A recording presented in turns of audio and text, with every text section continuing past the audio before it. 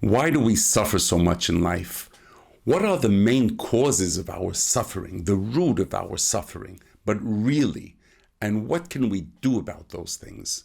In this short video, I want to touch on those subjects, so let's get into it.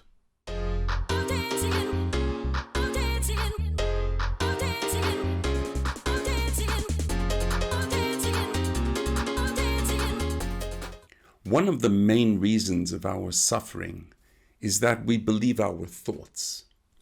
And we don't only believe our thoughts, but we latch onto them. We cling to our thoughts, and our thoughts take us into a reality in which we then commit harm to others and to ourselves. They might be thoughts of anger, of jealousy, of fear, of doubt, whatever. Thoughts are thoughts, but they're no more than thoughts, and that you have to understand. And our brains are hardwired to think in dualistic terms, and that's something else which I want to touch upon.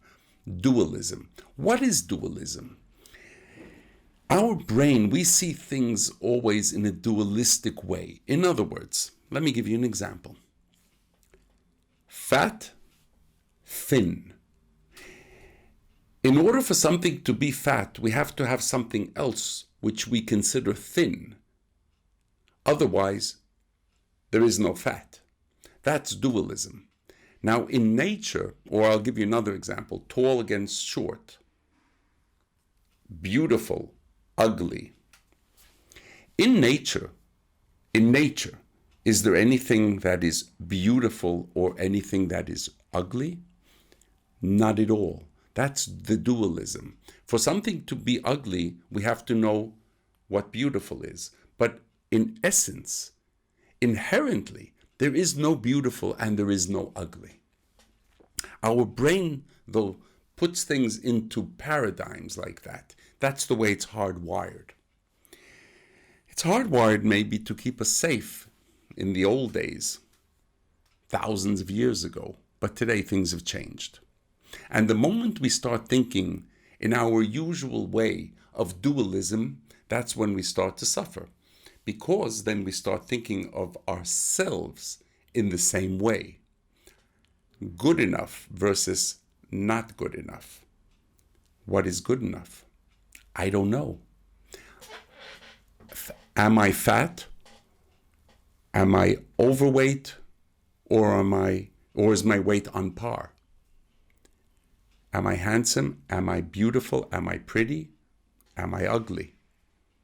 And the thing is, we start believing those thoughts because we actually put into those concepts the inherent meaning of them. They have no real meaning in nature. If you look at trees, is there an ugly tree? Or a beautiful tree? It's in the eyes of the beholder. In the same way, is there a tall tree or a short tree? Well, that's a tall tree compared to the short one. But the short one might be a tall tree compared to a shorter one. So really, what is tall, what is short? And if you think in those terms, and you understand the way you are thinking, then you start understanding that all these thoughts and beliefs and concepts are empty of any inherent existence. There is really no meaning to any of this. Now, how does that tie into our suffering? We start suffering because we believe our thoughts, which are dualistic by nature. We think we should be better than we are. We should be in a better place than where we are right now. We should have more money in our bank account. Hey, for your age, for your position, for what you've done in life, you should be wealthier. But we're not, so we suffer. We should be in better shape than we are, but we're not, so we suffer. We should have more of this, more of that, or less of this, less of that. We should be driving a fancier car, but we're not. Our car is beautiful until we see our neighbor with a much more beautiful car and maybe a newer model. So what was good for us until a moment ago, all of a sudden we start suffering. And all it is thoughts which we believe. And that's the reason for our suffering.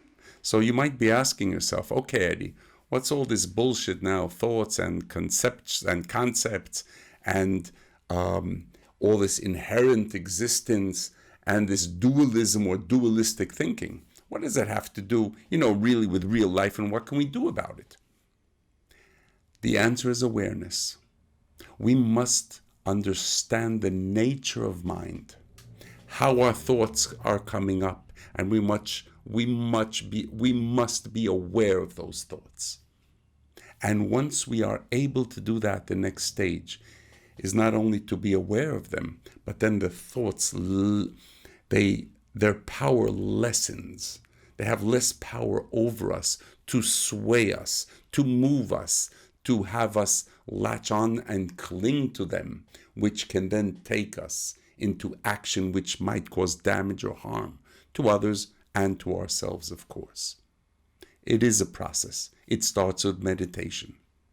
And it sometimes could be quite a long process, actually, all our lives.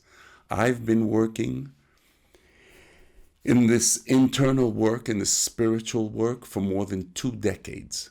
And yet, every day, every moment, every second, I am still aware and striving to be aware and working on my awareness. Because if not, I'll forget. Why is that possible after 2 decades of spiritual work? Because I'm human. Very simple. And as humans, we tend to forget. And when we forget, things happen which are not so great usually. So I hope this was of some benefit for you. And if you like the video, you can always give it a, you can give it a like, and you can subscribe to the channel. Hit the bell if you like. In any case, I'll be seeing you in my next video, and be aware of your thoughts. Watch them like a cat will watch the mouse.